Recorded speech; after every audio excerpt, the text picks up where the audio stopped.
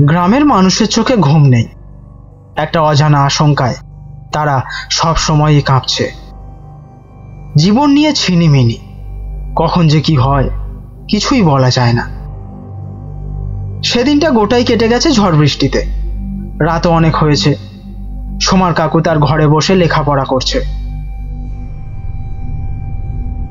হঠাৎই তার মনে হলো সোমা যেখানে পুতুল রাখে সেখান থেকে কে যেন চলে গেল বারান্দার দিকে। চোখের ভুল মনে করে আবার পড়ায় মন দিল, কিন্তু তার মনে হলো বারান্দার দিক থেকে বাড়ির ভেতরে নিশ্চয়ই কেউ এসেছিল, সুতরাং দেখতেই হয়। পড়া ছেড়ে উঠে বারান্দায় গেল সোমার কাকু। সেখানে কাউকে দেখতে না পেয়ে যখন ফিরে আসছে তখন ওর নজরে এলো নদীর ধার দিয়ে এগিয়ে আসছে কয়েকটা মশালের আলো। খুব ভয় পেয়ে গেল সোমার কাকু। নিশ্চয়ই খান সেনারা টের পেয়েছে তাদের গ্রামে মুক্তিযোদ্ধারা লুকিয়ে আছে। রাতের অন্ধকারে তাই তারা আসছে আক্রমণ করতে। মুহূর্ত মাত্র আর দেরি না করে সে ছুটে বেরিয়ে গেল বাড়ি থেকে।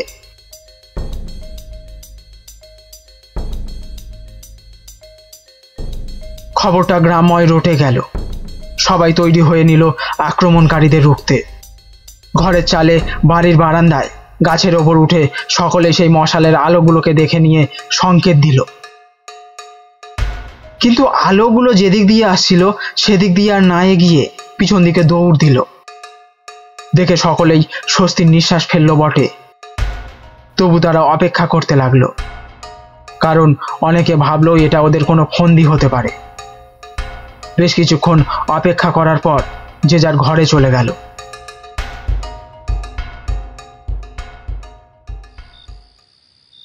ঝড় বৃষ্টি বন্ধ হয়ে গেছে। বারান্দার দিকে জানালা দুটো খুলে দিয়ে আলো নিভিয়ে শুতে যাবে ঠিক তখনই সোমার কাকু লক্ষ্য করলো বারান্দায় নেমে কে যেন সোজা বাড়ির ভেতর চলে গেল। ব্যাপারটাকে গুরুত্ব না দিয়ে সোমার কাকু ঘুমিয়ে পড়ল।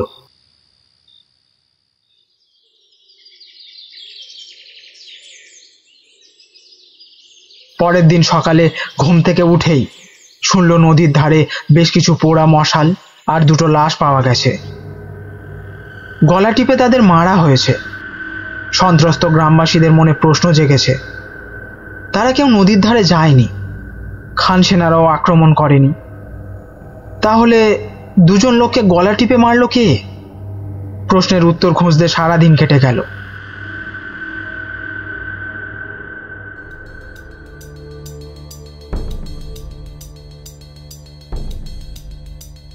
সন্ধে হতে না হতেই খবর এলো আক্রমণকারীরা দলে আরো ভারী হয়ে আসছে দুজনের মৃত্যুর বদলা নিতে। আজ অন্য পথ দিয়ে তাদের আসার সম্ভাবনা বেশি। যে কোনো সময়ে গ্রাম আক্রমণ করতে পারে। সমস্ত মানুষ সলা পরামর্শ করে মেয়েদেরও বঁটি কাটারি নিয়ে তৈরি থাকতে বলল। পুরুষরা সরকি, লাঠি, বল্লম নিয়ে বেরিয়ে পড়ল।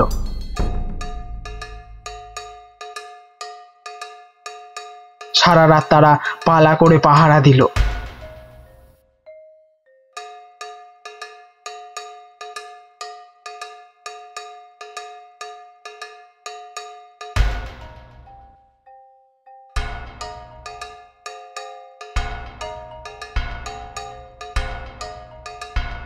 কিন্তু আক্রমণকারীদের পাত্তা নেই। দেখে শুনে গ্রামবাসীরা আরো শঙ্কিত হয়ে উঠল। কারণ তাদের কাছে সঠিক খবর ছিল যে আজ একটা হেস্তনেস্ত হবেই। তবে কি ওরা অন্য ফন্দি আঁটছে?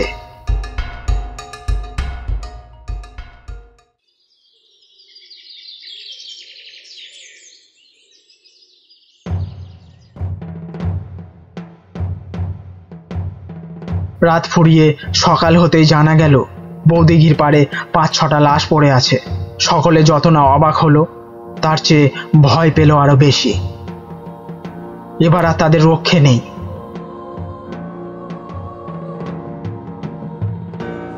খবর আসতেও দেরি হলো না। খান সেনারা দ্বিগুণ অস্ত্রশস্ত্র নিয়ে আসছে। ঠিক হলো সন্ধ্যের পরই বৃদ্ধ বৃদ্ধা, বাচ্চা ছেলে ও মেয়েদের গ্রাম থেকে সরিয়ে ফেলা হবে। সোজা পাঠিয়ে দেওয়া হবে পশ্চিমবঙ্গের হিলি সীমান্তে। সঙ্গে যাবে শক্ত সমর্থ কিছু যুবক।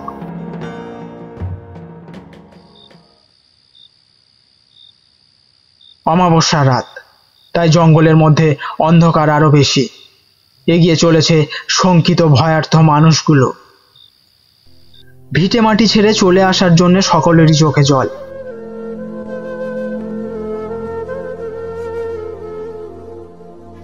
সশস্ত্র পুরুষরা পেছনে ও আগে। এই জঙ্গলের পথটাকে আগেও দেখে গেছে তারা। সেই চিহ্নিত করা পথ ধরেই এগিয়ে চলেছে ছোট্ট দলটা।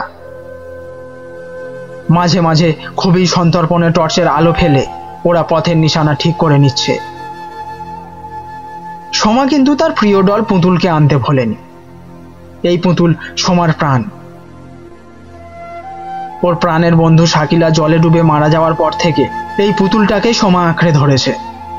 এখন পুতুলই ওর বন্ধু, সেটা তার নিজের কাছে রেখেছে। পথে ময়নাঘাটের শ্মশান, মিয়া বিবির কবর, জবাই দিঘি ও পুঁটে কালীর মন্দির পড়বে। আর এই মন্দির থেকে মাইল চারেক হাঁটতে পারলেই পশ্চিমবঙ্গের হিলি সীমান্ত। অনেকটা পথ পেরিয়ে প্রায় শ্মশানের কাছাকাছি পৌঁছে গোটা দলটা একটু বিশ্রাম নিতে বসল। সোমার কাকু পুতুলটাকে মাটিতে তার পাশেই নামিয়ে রাখলো।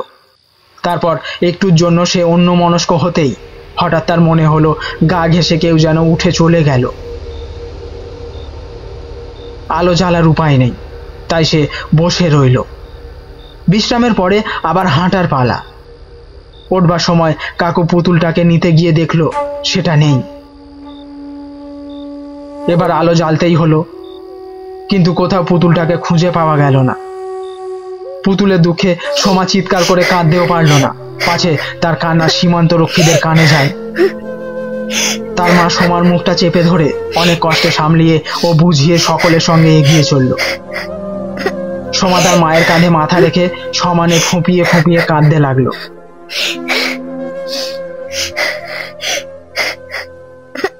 সামনেই শ্মশান, জোনাকির আলোগুলো শুধু ছোটাছুটি করছে।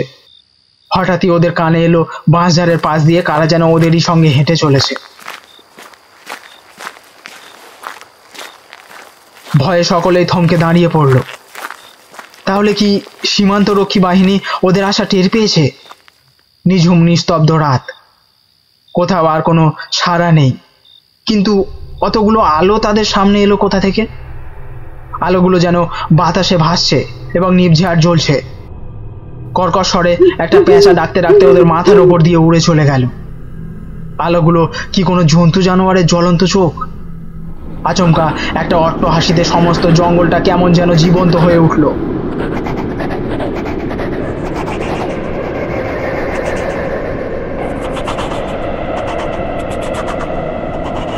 ওদের মনে হলো চারধারে যেন অট্টহাসি আছড়ে পড়ছে।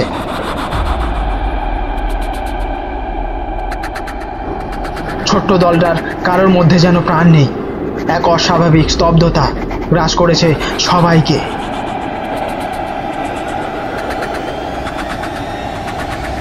অন্ধকারের মধ্যে সেই আলোগুলো ক্রমশ এগিয়ে আসছে তাদের দিকে।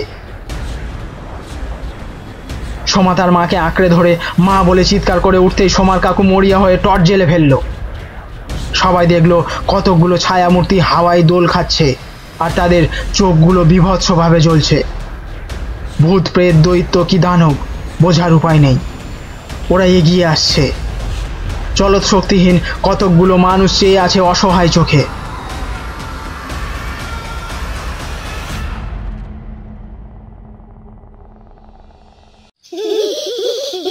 হঠাৎ একটা মিষ্টি হাসির শব্দে সম্বিত ফিরল সকলে।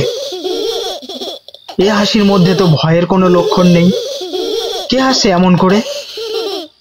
অদৃশ্য কারোর কণ্ঠস্বর ভেসে এলো। কোনো ভয় নেই, এগিয়ে যাও। কতগুলো প্রেতাত্মা কিছুতেই তোমাদের জীবন্ত রাখবে না বলে ঠিক করেছিল, কিন্তু আমি তাদের আটকেছি। তোমরা এগিয়ে যাও। এ কি তবে ঈশ্বরের করুণা? সেই অদৃশ্য কণ্ঠস্বরকে প্রণাম জানিয়ে আবার শুরু হলো যাত্রা।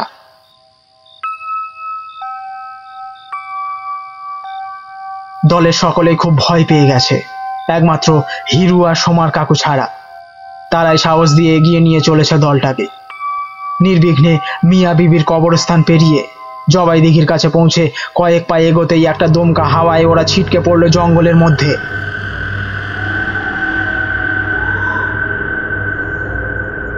হাওয়াটা যেন ওদের উড়িয়ে নিয়ে যেতে চায়। একটা চাপা আর্তনাদ এবং সেই সঙ্গে বাঁচাও বাঁচাও বলে করুণ আবেদন আছড়ে পড়লো এদের চারপাশে। কেউ কোথাও নেই, গাছের পাতাও নড়ছে না। এ কি বিভীষিকা ঘিরে ফেললো আবার। তীব্র একটা চিৎকার, তারপর আবার সেই মিষ্টি গলা, ভয় নেই, এগিয়ে যাও। একদল খুনের প্রেতাত্মা নিজেদের যন্ত্রণায় কষ্ট পাচ্ছে। তোমাদের দেখে ওরা ভেবেছিল তোমাদেরও নির্মম ভাবে খুন করবে ওদের দলবৃদ্ধির জন্য। আমি ওদের তাড়িয়ে দিয়েছি। ভয় নেই, এগিয়ে যাও, আমি তোমাদের সঙ্গে আছি। দৈব শক্তির আশ্বাসে আবার শুরু হলো এগিয়ে চলা। পুঁটেকালীর মন্দিরের কাছে পৌঁছতেই একদল শিয়াল চিৎকার করে ছুটে এলো এদের দিকে। টর্চের আলো ফেলতেই কোথায় হারিয়ে গেল তারা। ঠান্ডা বরফের মতো হাওয়ায় সকলেরই ভেতর পর্যন্ত কেঁপে উঠল। বারবার ভয় পেয়েও এইবার কিন্তু মরিয়া হয়ে উঠেছে দলটা। আবার জ্বলে উঠল টর্চের আলো, আর সেই আলোয় সবাই দেখলো কয়েকটা ছায়া ছায়া কবন্ধ ওদের পথ আগলে দাঁড়িয়ে আছে। তারা কেউ চিৎকারও করছে না বা অট্টহাসিও হাসছে না, শুধুমাত্র তাদের দিকে থেকে ভেসে আসছে বরফের মতো ঠান্ডা হাওয়া। আবার সেই আগেকার হাসি।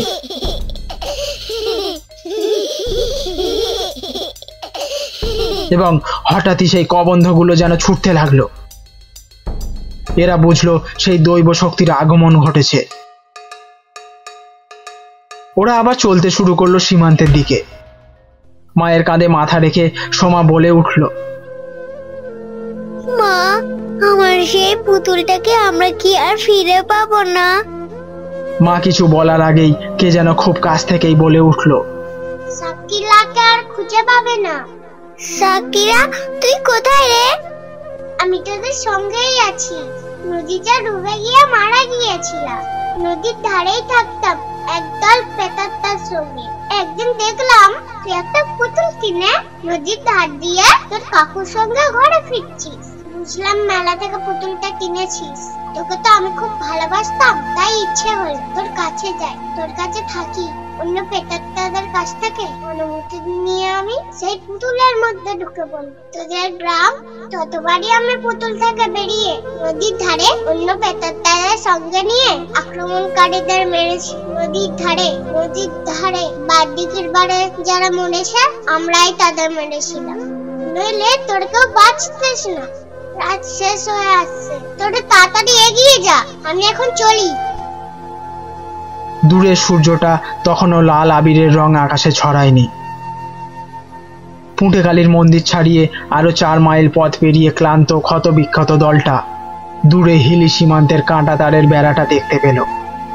আনন্দে সবাই চিৎকার করে উঠল, আমরা পৌঁছে গেছি, ওই তো সামনে দেখা যাচ্ছে সীমান্ত। চলো সবাই, তাড়াতাড়ি এগিয়ে চলো।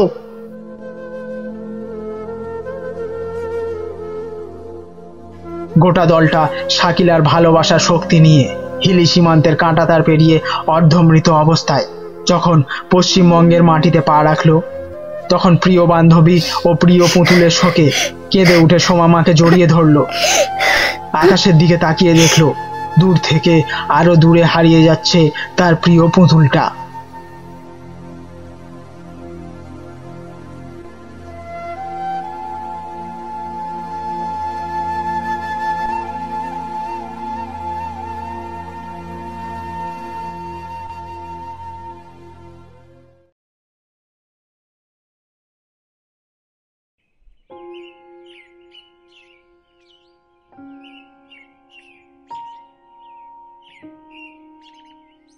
শোন হরি, তোকে গোপনে একটা কথা বলি। এ কথা যেন না কেউ জানতে পারে।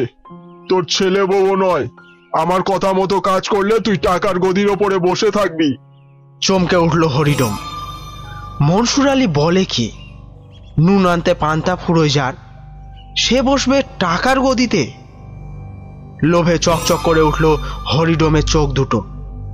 করব করব, তুমি যা বলবে আমি তাই করব, বলো কি করতে হবে। শোন, মরা নিয়ে এখন বিরাট ব্যবসা চলছে। মরার হাড় কঙ্কাল সব মোটা দামে বিক্রি হয়ে যাচ্ছে। তার চেয়েও বেশি দাম সদ্য মরা টাটকা বেওয়ারিশ লাশ। তার চোখ কিডনি বের করে নেওয়া হয়, তারপর সেগুলো মোটা দামে বিক্রি করে দেওয়া হয়। এই রকম কয়েকটা যদি জোগাড় করে দিতে পারিস, তোর আর কোনো অভাব তো থাকবেই না, সুখে দিন কাটাতে পারবি। আমি তো মরা পোড়াই, যারা সঙ্গে আসে তারা দাঁড়িয়ে থাকে, এরকম সুযোগ কোথায় পাবো? বোকার মতো কথা বলিস না হরি। পোড়ানো ছাড়া বেওয়ারিশ মরা পাস না? সেগুলো কি করিস? পড়িয়ে দিই, তবে সে আর কটা, মাঝে মধ্যে একটা আধরা, তাতে কি হবে? অত হিসেব আমি জানি না হরি। তোকে একটা ভালো প্রস্তাব দিলুম, করবি তো কর। চোরাগোপ্তার মাঠের উত্তর কোণে যে ছোট টালির ঘর রয়েছে, আমরা ওই ঘরে প্রত্যেক রাতে থাকি। যারা আমাদের সঙ্গে কাজ করে গভীর রাতে তারা মরা এনে দেয়, টাকা নেয়, চলে যায়। আমরা সেই মরা ভোর রাতে ভ্যানে করে নিয়ে ঠিক জায়গায় পৌঁছে দিই। যদি পারিস জোগাড় করতে, তাহলে রাত 12টার পর চোরাগোপ্তা মাঠের উত্তরের ঘরে লাশ নিয়ে যাবি, সঙ্গে সঙ্গে নগদ টাকা পাবি।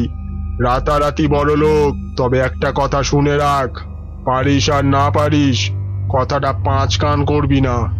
জানতে পারলে আমার দলের লোকেরা তোকেই লাশ বানিয়ে রেখে দেবে, আমার কিচ্ছু করার থাকবে না। ভাগ্যক্রমে 7 দিনের মধ্যে দুটো বেওয়ারিশ লাশ পেয়ে গেল হরি। নগদ টাকা হাতে পেয়ে সে পাগল হয়ে গেল। তার মনে জেগে উঠল লোভ। তাই সে সারা রাত এখানে ওখানে ঘুরে বেড়ায়, যদি কোনো লাশ পায়। হরির এখন একটাই চিন্তা, কেমন করে সে লাশ জোগাড় করবে।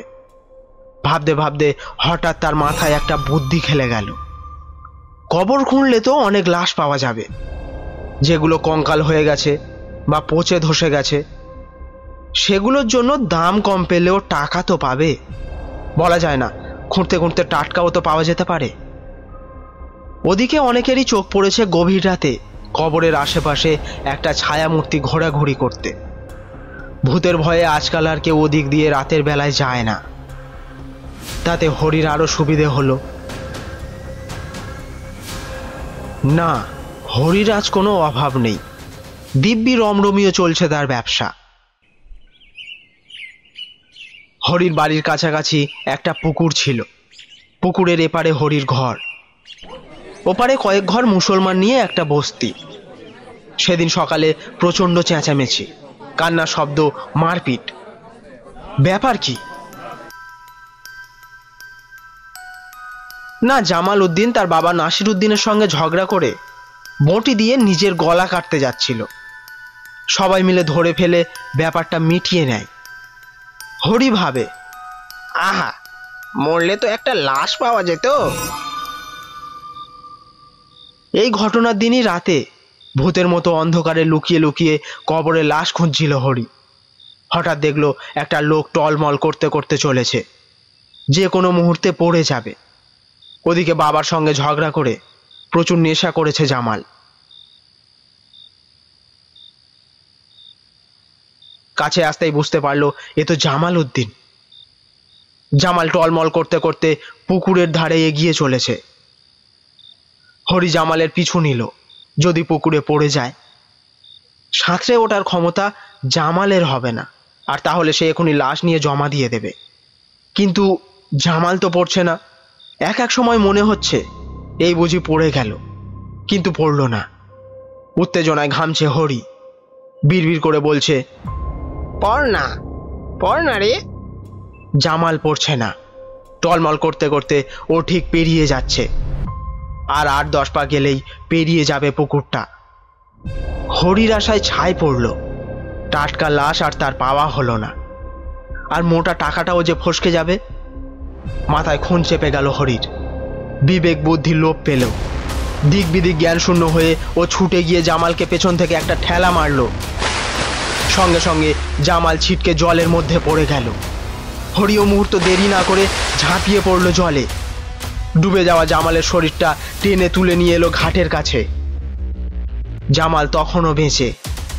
হরি জামালের মাথাটা বেশ খানিকক্ষণ চুবিয়ে রাখলো জলের মধ্যে। একটু ছটফট করে জামাল স্তব্ধ হয়ে গেল। আনন্দে নেচে উঠল হরি। আর সে যা টাকা পাবে তাতে 3-4 দিন আর মরা না পেলেও ক্ষতি নেই। জামালের নিথর শরীরটাকে তুলতে গিয়ে হঠাৎ কি মনে করে থমকে গেল হরি। তার মনে হলো জামালকে সে যদি আজই পাচার করে দেয় তাহলে ঝামেলায় পড়তে পারে। জামালের খোঁজ চলবে, পুলিশ আসবে, তাতে হরির ওপর সন্দেহ পড়তে পারে।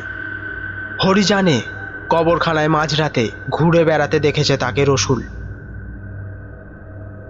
সে কবরখানার কেয়ারটেকার। সে রটিয়েছে হরিডোম মরা খায়, তার চেয়ে অন্য বুদ্ধি করা যায়। নানা রকম ভেবে সে জামালের শরীরটা পুকুরে ঘাটের সিঁড়ির ওপর এমন করে রাখলো যেন জামাল নেশা করে পা হড়কে পুকুরে পড়ে গেছিল, কিন্তু সম্পূর্ণ উঠতে পারেনি। কোনো রকমে শুধু মুখটা বার করতে পেরেছে, তাও নাকটা প্রায় ডোবা। রাত তখন বেশ গভীর। গ্রামের রাত, কেউ কোথাও নেই। হরি ধীর পায়ে উঠল, কিন্তু সিঁড়ি বেয়ে নয়।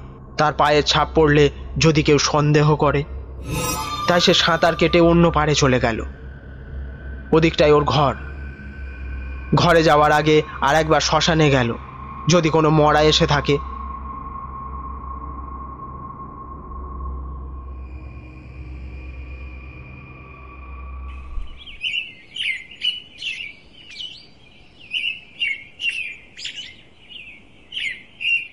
পরদিন সকালে পুকুর পাড়ে কাপড় কাচতে এসে ব্যাপারটা প্রথম লক্ষ্য করলো নাপিত বউ।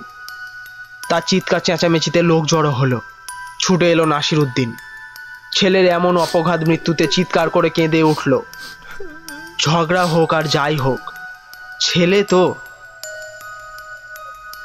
হরি ভালো মানুষের মতো এসে দাঁড়ালো, জিজ্ঞেস করলো, কি ব্যাপার গো? কেউ সন্দেহ করলো না তাকে। সারাদিন কেটে গেল। সন্ধেবেলা জামালের মৃতদেহ কবর দেওয়া হলো। হরিও গেল। আহা, প্রতিবেশী বলে কথা। নাসিরউদ্দিনের কাছে বেশ খানিকটা হা হুতাশ করলো। কবর দেওয়া হয়ে গেল। যে যার ঘরে চলে গেল। হরিও শ্মশানে চলে গেল। অপেক্ষা করে রইল কখন রাত হবে।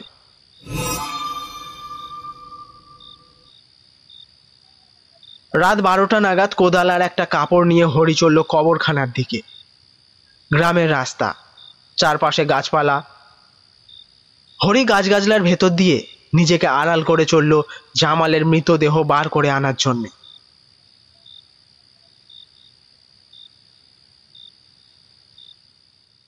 নাসিরউদ্দিনের চোখে আজ ঘুম নেই। অত বড় একটা জোয়ান তাগড়া ছেলে, বিয়ে থা করেছে। কি হবে তার বউয়ের ভবিষ্যৎ? তারও তো বয়স হলো। ঘুম আসছে না নাসিরউদ্দিনের। বিছানা ছেড়ে উঠে এলো নাসির। বাইরের উঠোনে পায়চারি করতে লাগলো। বুকটা তার কান্নায় ঠেলে ঠেলে উঠছে। হঠাৎ চোখে পড়ল দাওয়ায় রাখা জামালের গ্লাসটার দিকে। কাঁচের গ্লাস।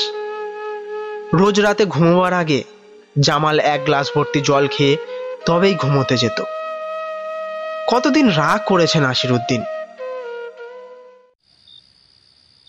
হ্যাঁ রে, এই তো 2 গ্লাস জল খেলি, আবার জল খাচ্ছিস কেন? বেশি জল খেলে শরীরের রক্তটা যে জল হয়ে যাবে। বাপজান, তুমি আবার ডাক্তার হলে কবে থেকে? জানোই তো জল না খেলে আমার ঘুম আসে না। জল বেশি খাওয়া শরীরের পক্ষে ভালো। কথাটা মনে পড়তেই নাসিরউদ্দিন তাড়াতাড়ি ওই গ্লাসে জল ভরল। তারপর নিজের মনেই বলে উঠল, জামাল বাপ আমার, তোকে তো জল দিতে ভুলে গেছি বাপ। জল না দিলে তুই যে ঘুমোতে পারবি না। আমি যাচ্ছি, তোর জন্যে জল নিয়ে যাচ্ছি। একটু অপেক্ষা কর বাপ, একটু অপেক্ষা কর।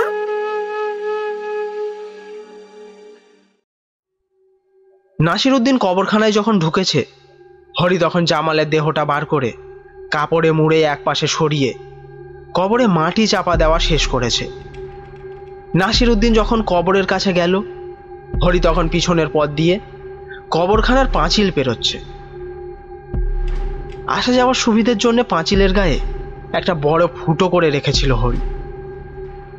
কবরের কাছে গিয়ে জলটা কবরের পাশে রাখতে গিয়ে চমকে উঠল নাসিরউদ্দিন।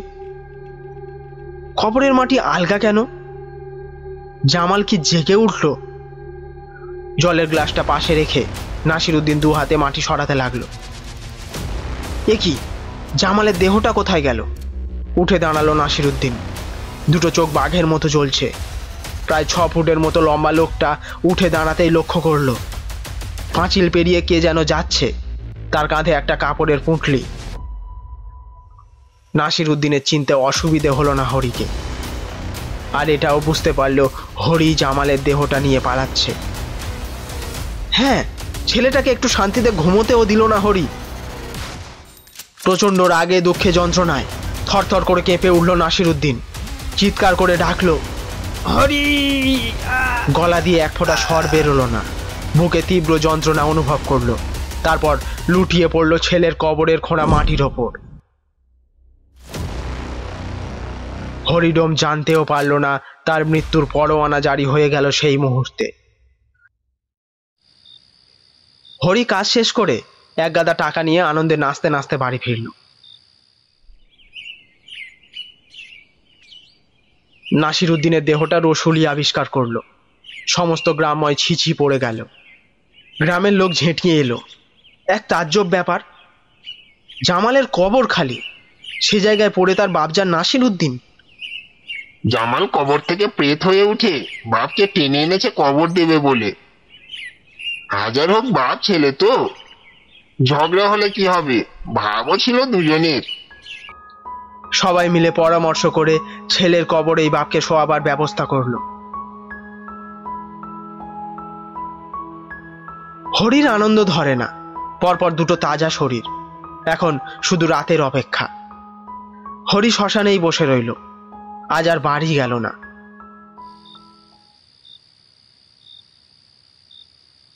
রাত তখন গভীর। হরি চলল নাসিরউদ্দিনের কবরের দিকে। ওহ, আজ আবার করকরে এতগুলো টাকা তার বরাতে নাচছে। হরির হাতে আজ একটা শাবল। একটু আগে এক পশলা বৃষ্টি হয়ে গেছে। মাটি খুঁড়তে বেশি মেহনত করতে হবে না। সবচেয়ে হাসি পাচ্ছে হরির গ্রামের লোকের ধারণার কথা শুনে। ওর দিকে আর কারো নজরই পড়েনি। হরি জানে না নজর পড়েছে একজনের, সে হলো নাসিরউদ্দিন। সে মরার ঠিক আগে দেখেছে হরি তার ছেলেকে তুলে নিয়ে গেছে। পাকা লোক, বুঝতে তার অসুবিধে হয়নি হরি এ দেহটা নিয়ে কি করবে। কানাঘুষোয় সে শুনেছিল হরি রাতের অন্ধকারে কবরের চারদিকে ঘোরে। হরি মরা ছাড়া থাকতে পারে না, তাই কবরে গিয়ে ঘুমোয়। আরে না না, তাহলে তো শ্মশানেই ছিল। ও বোধহয় কবরখানায় প্রেতাত্মাদের সঙ্গে বন্ধুত্ব পাতিয়েছে। এসব কিছু নয়। নাসিরউদ্দিন সন্দেহ করেছিল অন্য কিছু, আর সেটাই ঘটল তার ছেলের বেলা। ও হরিকে ছেড়ে দিত না, কিন্তু আল্লাহ বাদ সাধলেন। ঠিক সেই মুহূর্তে তার হৃদযন্ত্রের ক্রিয়া বন্ধ হয়ে গেল। ছেলের শোক আর হরির দেওয়া শখ সে সহ্য করতে পারল না। জ্ঞান হারাবার মুহূর্তে সে বলে উঠেছিল, এর প্রতিফল হরিকে পেতেই হবে। সে কথা কেউ শোনেনি, শুনতে পায়নি। হরি তো নয়ই। হরি গিয়ে দাঁড়ালো নাসিরউদ্দিনের কবরের কাছে। সামান্য পরিশ্রমেই মাটি সরানোর কাজ শেষ হয়ে গেল। ওই তো নাসিরউদ্দিনের দেহটা, নিশ্চল নিথর। হরি 2 হাত বাড়িয়ে নিচু হয়ে ঝুঁকে দেহটা তুলতে গেল, আর সঙ্গে সঙ্গে কিসের আঘাতে ছিটকে পড়ল 2 হাত দূরে। হরির কি দম বন্ধ হয়ে আসছে? ও এ কি দেখছে? নাসিরউদ্দিন উঠে বসেছে। জ্বলন্ত রক্তচক্ষু নিয়ে তাকালো হরির দিকে। হরি চিৎকার করে উঠল, একই তুমি তো মরনি? নাসিরউদ্দিন হেসে উঠল বিকট স্বরে, মরেছি, আবার ফিরেও এসেছি তোকে মারবো বলে। হাঁ করলো নাসিরউদ্দিন। মুখের মধ্যে টল টল করছে রক্ত। হরি তাড়াতাড়ি মাটি চাপা দিতে গেল, পারল না, পিছিয়ে এলো। অট্টহাসিতে হেসে উঠল নাসিরউদ্দিনের অতৃপ্ত আত্মা। সোজা হয়ে দাঁড়িয়ে উঠল নাসিরউদ্দিনের সবটা। দুটো হাত বাড়িয়ে কবর থেকে উঠে এলো।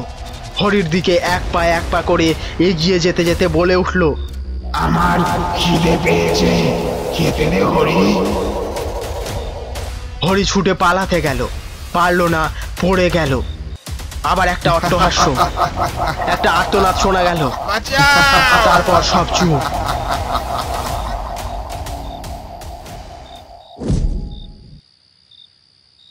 চালা ঘরে বসে অপেক্ষা করছে পুরো দলটা। হরি বলেছে সব নিয়ে আসবে, অথচ রাত তো অনেক হলো, কই হরি তো আসছে না। ভোর রাতে ওদের ভ্যান নিয়ে বেরিয়ে পড়তে হবে। মনসুর পায়চারি করছে অস্থির হয়ে, আর ঘড়ি দেখছে। এমন সময় খুট করে একটা শব্দ। মনসুর না দেখেই চেঁচিয়ে ওঠে, হরি আলি, তাড়াতাড়ি আয়, তোরা তো দেরি হলো কেন রে? হরি নয়, হরি ধপ করে হরির মৃতদেহটা মাটিতে এসে পড়ল মনসুরের পায়ের কাছে। সামনে দাঁড়িয়ে বিভৎস চেহারা নাসিরউদ্দিনের প্রেতাত্মা, গা ময় মাটি মাখা, মুখে দু কোষ বেয়ে পড়ছে রক্ত, চোখ দুটো ভাঁটার মতো জ্বলছে আর ঘুরছে। বোঝা গেল হরির শরীরে সব রক্ত শুষে নিয়েছে। প্রেতাত্মা হেসে উঠল। সে হাসিতে কেঁপে উঠল টালির ঘর। দুহাত বাড়িয়ে প্রেতাত্মা এগিয়ে এলো মনসুরের দিকে। আমার খিদে পেয়েছে, রক্ত চাই। মনসুর পালাতে গেল, পারল না। কে যেন তার পা দুটো মাটির সঙ্গে শেকল দিয়ে বেঁধে দিয়েছে। এই ফাঁকে অন্য দুজন ভ্যান নিয়ে পালিয়ে গেল।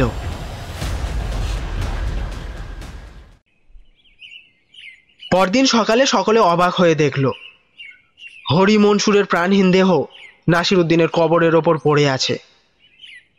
এখনো পর্যন্ত কাজিমগঞ্জের গ্রামবাসীদের কাছে ব্যাপারটা রহস্যজনক হয়ে আছে। নাসিরউদ্দিনের কবরের ওপর হরি মনসুরকে মেরে শোয়ালো কে?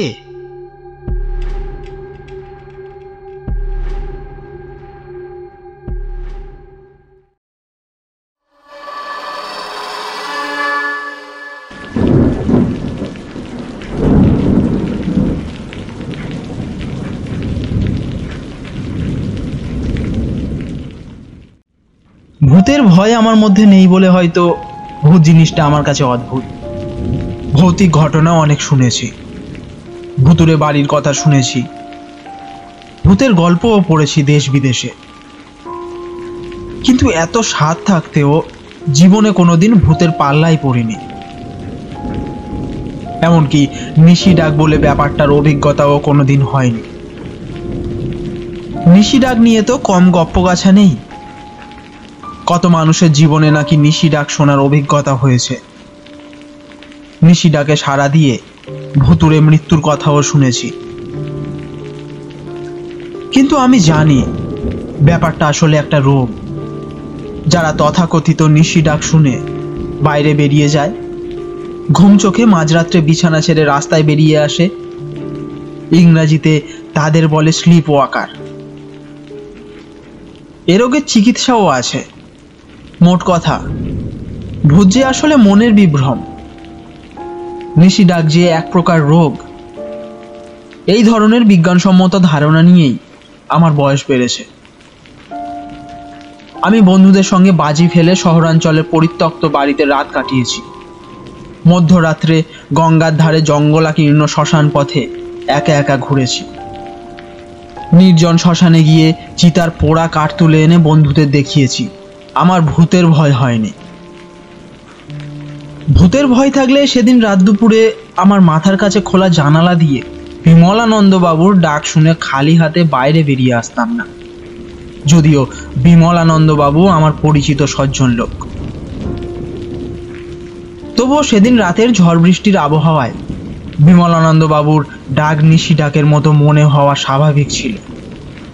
চেনা জানা কণ্ঠস্বরেই নাকি ঘুম থেকে নিশি ডেকে নিয়ে যায়। আমারও সবে বিশ্বাস নেই বলেই অগ্রপশ্চাৎ না ভেবে বেরিয়ে পড়েছিলাম। বেরিয়ে যে অভিজ্ঞতা হলো তা আমার জীবনে প্রথম। বলতে গেলে আমার মনোচিত্রের মানচিত্রখানাই বদলে দিয়েছে। সেদিন বাড়ি থেকে 7-8 কিলোমিটার দূর এক আত্মীয়ের বাড়ি বিয়ের নিমন্ত্রণ ছিল। রাত হয়ে গিয়েছিল বেশ, দিনকাল ভালো নয়, তাই গায়ে গয়না নিয়ে আমার স্ত্রী সেদিন বাড়ি ফিরতে চাইল না। ছেলেকে নিয়ে বিয়ে বাড়িতে রয়ে গেলেন। আমার নতুন বাড়ি, খালি রাখা চলে না, তাই আমি একা ফিরে এসেছিলাম। রাত তখন 10:30, লোডশেডিং চলছিল, আকাশে মেঘ ডাকছিল আর শনশন বাতাস। বাড়িতে ঢুকতে না ঢুকতে বৃষ্টি আরম্ভ হলো।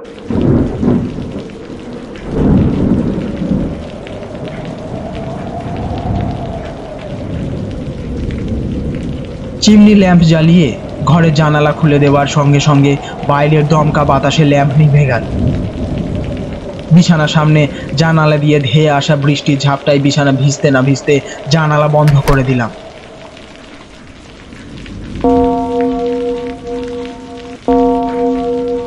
ঘড়িতে ঢং ঢং করে 11টা বাজলো।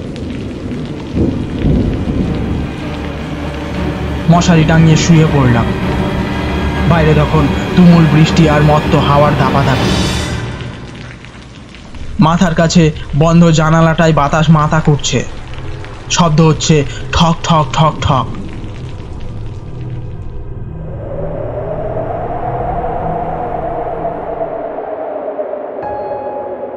কখন ঘুমিয়ে পড়েছিলাম জানি না। এক সময় টের পেলাম মাথার কাছে জানালাটা খোলা। চোখ ফেরাতে না ফেরাতেই কানে বাজলো পেটানো ঘড়ির শব্দ। 2 বার, মানে রাত 2টো। জানালার দিকে চোখ যেতে টের পেলাম বৃষ্টি ধরেছে, হাওয়া বইছে শনশন। কিন্তু জানালাটা খোলা কেন? আমি তো ছিটকিনি এঁটে বন্ধ করে দিয়েছিলাম। নাকি মাঝে একবার উঠে জানালা খুলে বৃষ্টির খবর নিয়েছিলাম? মনে করতে পারলাম না। মনে পড়ছে জানালা বন্ধ করেছিলাম, কিন্তু খুলল কে? বালিশের নিচে রাখা টর্চটা হাতের মুঠোয় ধরে জ্বালাতে গিয়ে দেখলাম জ্বলছে না, ব্যাটারি ফুরিয়েছে। 2 বার ঝাঁকানি দিতে একটু আলো পেলাম।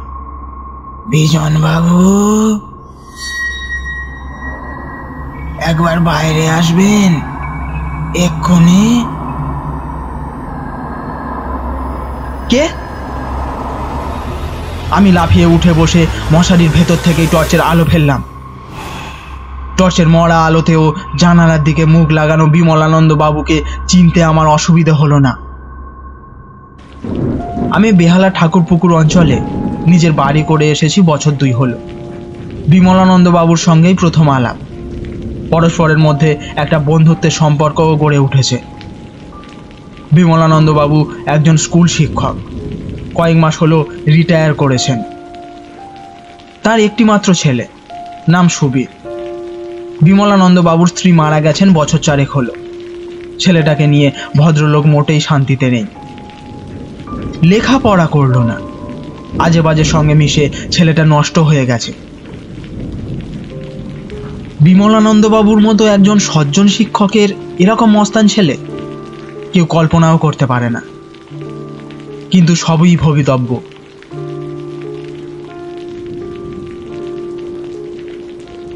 যাই হোক, এই দুর্যোগের রাত্রে বিমলানন্দ বাবুকে আমার শিয়রের কাছে দেখে আমি যে একটু হতচকিত হয়ে গিয়েছিলাম সে বিষয়ে সন্দেহ নেই। এমনকি অস্বীকার করব না, এই সময় আমার মনে নিশি ডাকের কথাও এসেছিল। বিমলানন্দ বাবুর সঙ্গে সকালবেলাতেই বাজারে দেখা হয়েছিল। অনেক রকম কথাবার্তা হয়েছিল। তাকে বেশ স্বাভাবিকই মনে হয়েছিল। কিন্তু রাত্রে আমার মাথার জানালার কাছে যে বিমলানন্দ বাবুর মুখ দেখেছিলাম তা ছিল আর্ত, বিষণ্ণ। বাইরে আসুন, সব বলছি, দেরি করবেন না। দরজায় তালা দিয়ে আমি বেরিয়ে এলাম। হাত দিয়ে ইশারা করে বিমলানন্দ বাবু বললেন, এদিকে আসুন তাড়াতাড়ি।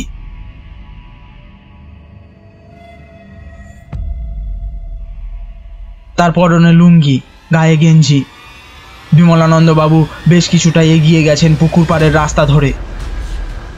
আরে মশাই, ব্যাপারটা আগে বলবেন তো। আসুন তাড়াতাড়ি, আমার ছেলেটাকে ওরা খুন করার জন্য ধরে নিয়ে গেছে। এ পাড়ায় সব কাপুরুষের বাস। এ সময় ডাকলে কেউ সাড়া দেবে না, তাই আপনার কাছে এলাম। আপনাকে আমি চিনি তো। আমাদের বাড়ি ছাড়িয়ে পুকুর পেরিয়ে গাবতলা বাগানের দিকে ছুটতে ছুটতে কথাগুলো বললেন বিমলানন্দ বাবু। আমি ছুটছি তার পেছন পেছন। খুন করার জন্য তার ছেলেকে কারা ধরে নিয়ে গেছে, অথচ ভদ্রলোক বাইরে বেরিয়ে পাড়া না গিয়ে চুপি চুপি শুধু আমাকে এই রাত দুপুরে কোথায় নিয়ে চললেন? নিশি ডাক ব্যাপারটা আমার মনে এলো, কিন্তু আমার চোখে তো তন্দ্রার লেশ মাত্র নেই। শতকরা 100% জেগে আছি। সম্পূর্ণ জ্ঞানতই আমি বিমলানন্দ বাবুকে বিপদে সাহায্য করতে চলেছি। নিশি ডাক ফাঁক সব বাজে, ভূতেরাও এমন কাণ্ড করতে পারে না। গাবতলা বাগানের কাছে এসে দেখি তিনি নেই। আশ্চর্য, বিমলানন্দ বাবু চকিতে কোথায় লুকিয়ে পড়লেন? গাবতলা বাগানটার কুখ্যাতি আছে, এক সময় নাকি ওখানে অনেক খুনটুন হয়েছিল। দিনের বেলাতেও কেউ ওই বাগানে ঢোকে না। এমন একটা জায়গার সামনে আমাকে এনে তিনি পালিয়ে গেলেন কেন? কোনো কুমতলব নেই তো? কার মনে যে কি আছে বলা যায় না। আমি নিজেকে ঠিক নিরাপদ মনে করতে পারছিলাম না। ঘরে ফিরে যাবার জন্য মনস্থির করলাম, এবং তার আগে একবার আমি বিমলানন্দ বাবুর নাম ধরে জোরে ডাকলাম, বিমলানন্দ বাবু, বিমলানন্দ বাবু, বিমলানন্দ বাবু, বিমলানন্দ বাবু।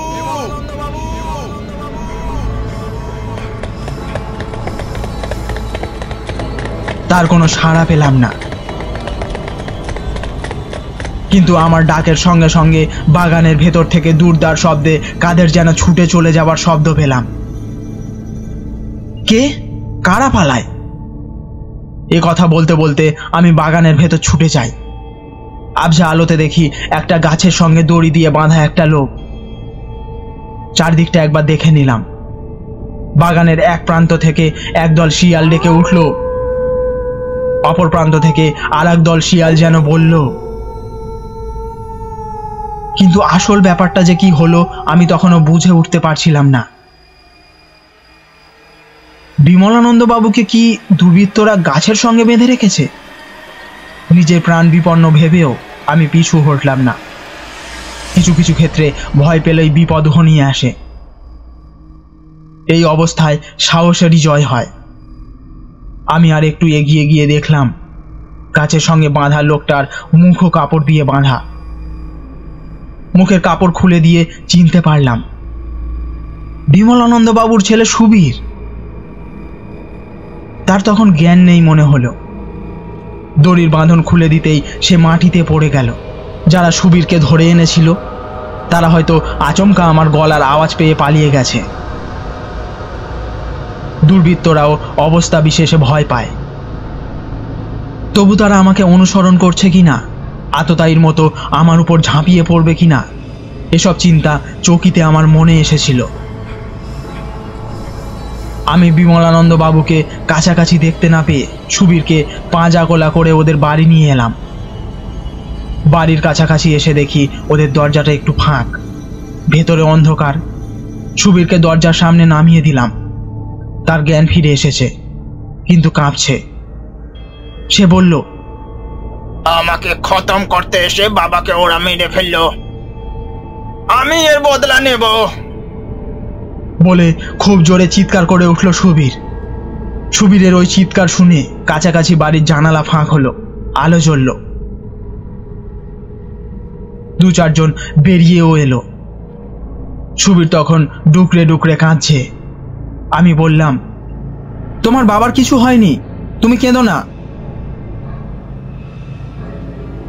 তোমার বাবাই তো আমাকে ঘুম থেকে ডেকে তুলে আনলেন। তিনি আমাকে ডেকে না আনলে ওদের হাত থেকে তোমাকে বাঁচাতে পারতাম না। বিস্ময় আর আতঙ্ক ভরা চোখে সুবীর আমার দিকে কিছুক্ষণ তাকিয়ে থেকে বলল, এসব কি বলছেন আপনি? ঠিকই বলছি। আমাকে বাগানে পৌঁছে দিয়েই তোমার বাবা হয়তো খুনিদের ভয়ে লুকিয়ে পড়েছেন। তিনি নিশ্চয়ই আসবেন। তুমি এখন ভেতরে চলো। সুবীর যাবে কি, সে উঠতেই পারছে না, ওর মাথা টলছে। সুবীর আর কিছু বলতে পারে না, অজ্ঞান হয়ে যায়। আমার মাথায় সব তালগোল পাকিয়ে যাচ্ছিল, মনের মধ্যে বিমলানন্দ বাবুর রহস্যটা জট পাকিয়ে যাচ্ছিল। সেই সময় পাড়ার একজন বলল, এখনই পুলিশে খবর দেওয়া দরকার। আপনারাই বলুন, বিমলানন্দ বাবু না ডেকে নিয়ে এলে আমি রাত দুটোয় গাবতলা বাগানে যাব কি করতে? সুবীরের কথা কিছু বোঝা যাচ্ছে না। বিজনবাবু বলছেন যে কিছুক্ষণ আগে বিমলানন্দ বাবুই তাকে ডেকে এনেছেন। আরে ঠিক আছে, ওসব কথা থাক। আপনি ঘরে ঢুকে আলোটা জেলে একবার দেখুন না। আমি বারান্দা দিয়ে হেঁটে ঘরে গেলাম। চৌকাঠের কাছে কি পড়েছিল, ধাক্কা খেয়ে পড়তে পড়তে সামলে নিলাম। আলো জ্বালিয়ে দেখি চাপ চাপ রক্তে ঘর ভেসে যাচ্ছে। তার মধ্যে বিমলানন্দ বাবুর মৃতদেহ পড়ে আছে, পরনে তার সেই লুঙ্গি আর গেঞ্জি। সুবীরের কথাই ঠিক, কিন্তু আমার ঘরের জানালা খুলে আমাকে গাবতলা বাগানে ডেকে নিয়ে গেল কে?